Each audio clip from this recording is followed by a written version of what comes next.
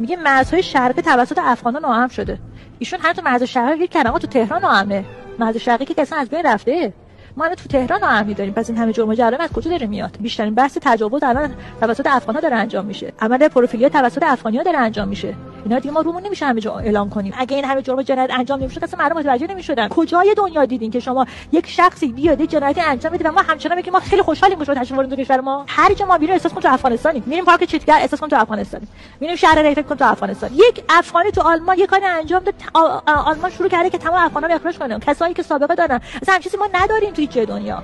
ما مهمان نوازیم در صورتی که مهمانمان اذیتمان نکند. حملات تروریستی شاهچراغ ما ببینیم توش افغانی در میاد، قتل مهرجویی رو نگاه میکنیم توش افغانی در میاد، اکثر قتل‌ها رو نگاه میکنیم تو آقای افغانی از توش در میاد. رسما داره زندان دماوند اعلام میکنه که 70% افغانی هست. اینا رو من دارم میگم، اینا رو آماری که اونها دارن ارائه میدن، ما بر حسب آمار میام کاری انجام میدیم. من آمارهایی نیستش که تو کوچه در آورده باشم، این آمارها همه میتونن ایشون سرچ کنن تو اینترنت. منابع رسمی ملل متحد، سازمان ملل متحد گفته، خود سازمان ملل متحد هم یک تعریفی داده برای هر کشوری، گفته هر کشوری 3% باید داشته باشه تو کشور خودش، نه بالای 10%. بیایم ببینیم بررسی بکنیم ببینیم آیا این افغان‌هایی که وارد ایران شدن چه کاری انجام دادن که اینقدر مردم جریحه دار شدن. چرا پاکستان مرزش رو روی افغانستان بسته؟ چرا پاکستان 2 ماه پیش اومد 1.5 میلیون افغان از کشورش اخراج کرده؟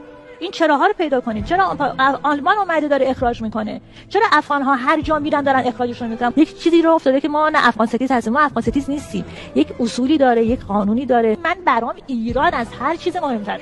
وقتی که 2 نفر افغانی وارد میشن، میزان زاد و ولد اینا انقدر زیاده که در عرض 3 سال 4 سال میشه 7 نفر. ماشاءالله تعدادشون هم بالاست. یعنی اینطوری نیست شما در نظر بگیرید 10 میلیون افغانی وارد ایران شده، شما سال بعد 11 میلیون میگیرید. نه، شما 10 میلیون میشن وارد ایران میشه، تو سال بعد نشه 15 میلیون نفر میگیرید. ایشون بگن چقدر مهاجر افغان مجاز وجود داره تو کشور؟ خیلی مهاجر افغان مجاز ما داشته باشیم، یک یا 1.5. بقیه‌شون چی؟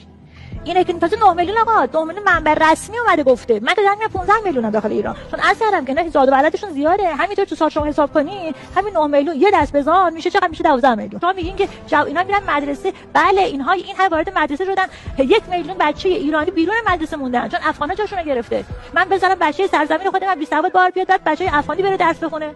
من بذارم زنای سرزمین من جا نداشته باشن برای زایمان، بعد زنای افغانی برن بچه‌هاشون تو بیمارستان بزنن. من بذارم زنان بلوچستان به خاطر نداشتن خانه بهداشت و کمبود خانه بهداشت توی مسیر راه که میخوان از دشیاری تا خودشون رو برسونن به چابهار برای زایمان از بین برن و فوت کنن و زن افغانی بیاد اینجا تو کشور من بره از بیمارستان استفاده کنه. نه آقا من هم چیزی نمیذارم، هیچ جا نمیذاره. نه اینکه من نذارم، آلمان داره اخراج میکنه به خاطر رفتارهای افغانستان. پاکستان داره اخراج میکنه، ایران داره اخراج میکنه به خاطر اینکه رفتارهای ناسالم از افغان‌ها دارن شما میبینن. شما میگه چرا همچین موجی به وجود اومده؟ من یه وکیل اومدم یک دونه مصاحبه با تصمیم انجام دادم مبنی بر اینه که آیا اینها میتونن شرکت ثبت کنن یا نه. گفتم بله اینا میتونن شرکت ثبت کنن و ما یه باگ قانونی داریم. بر اساس اون هر گونه تهدیدی که شما فکر کنید از طرف افغان‌ها برای من شده، برای من یه وکیل که یک ایرانی جرئت نمیکنه به من تعرض کنه، برای یک افغانی اینقدر پرونده من دارم توی پلیس فتا به انواع اقسام تهدیدها، توهین‌ها، هر چی که فکر کنین، عکس‌های مثبت 18 تا آدرس منزل من، تا عکس برج ساختمان من، تا پلاک واحد من بر من ارسال کردن.